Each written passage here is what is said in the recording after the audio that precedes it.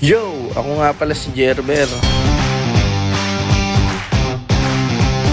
Tara, samahan nyo ako sa journey ko na may set up ko yung Mio Sporty ko na parang ganito. Ang goal natin dyan, isa-set up natin siya na hindi tayo gagamit ng sarili nating pera. At kung paano, tara, samahan nyo ako. At bago tayo magsimula, ililinis ko muna yung scooter ng mga bata dito. At magwawalis-walis na rin. May kalat kasi pinagkainan dito si Panther. Si Panther yung nagtapon ako ng basura. Tapos nung pauwi ako, sinundan ako sa bahay. Tapos meow ng meow. Tapos yung meow niya parang malat. Ayun, naawa ako kaya binigyan ko siya ng pagkain. Tapos habang kumakain, nakita ko siya buntis. Naawa na rin ako, hindi ko na rin siya pinaalis sa bahay. Pero dun lang siya sa garahe. Bantay namin siya para sa pumapasok na mababait na daga. Yung mababait, ginagawang bahay yung NMAX Nung 2 weeks ko nga hindi ginamit yung NMAX, tapos naka-motor cover lang siya. Tapos nung gagamitin ko na, inilabas ko dun sa garahe, nakita ko ang daming dumi sa ilalim ng NMAX. Dumi ng mga daga. Tapos nung in-start ko yung motor, may lumabas na 2 daga dun sa ilalim ng NMAX. Tamlay, ginawang hotel ah.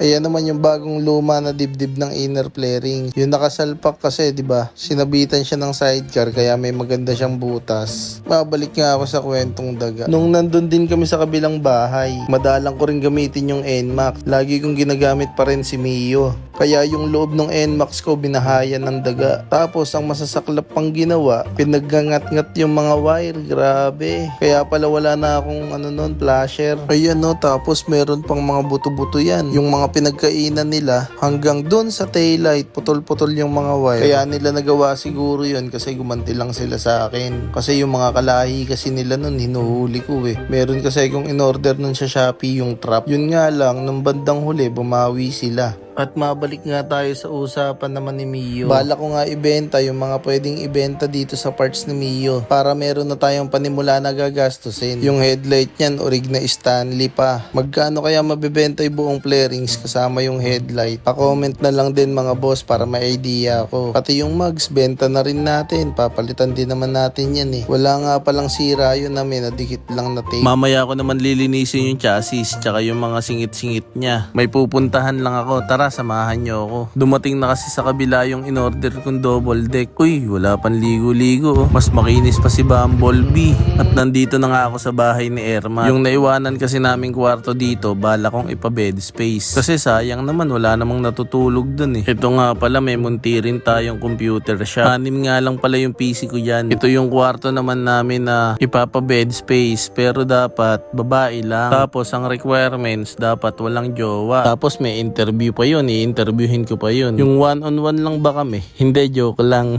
Pwede dito kahit ano, basta babae lang. Ano daw? Kahit ano? Tapos babae lang. Magulo ka rin eh, no? Ayan, naayusin ko rin yung pintura niya bago ko parentahan. Ayan, ganito na siguro yung ayos niyan. Tapos isa pa ditong pag ganun. Bali, 4 na babae kasya dito sa bed space namin. Pwede naman, 3 babae lang. Tapos yung isang higaan sa akin.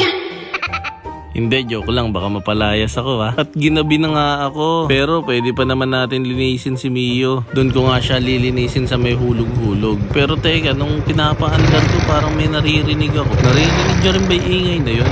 Comment nyo nga guys. Una, hindi ko muna siya binasa. Pinaliguan ko muna siya ng sabon para lumambot yung kanyang mga libag. Pagtapos nyan, quick brushing lang tayo. Lahat ng mga singit-singit, brushin. Pero hindi pa talaga solid yung pagkakalinis ko dyan. Bala ko kasi dyan, babaklasin ko yung makina dyan sa may chassis. Tapos yung chassis, papapowder coat natin. Hanep, puro na lang ata ako balak ah. Maliit pa lang pondo natin, siguro mga nasa 2K pa lang. Yan, kahit papano natanggal na natin yung mga libag-libag niya. O bossing, kung umabot ka naman sa video na to, mag-comment, like, and share ka naman. Malaking tulong na yun sa page na to para suporta sa Mio natin. Syempre, pagkatapos ng tubig, hangin na para kahit hindi na punasan at yung mga tubig sa contact ng wire mawala. O paano mga boss, abang na lang sa susunod na video.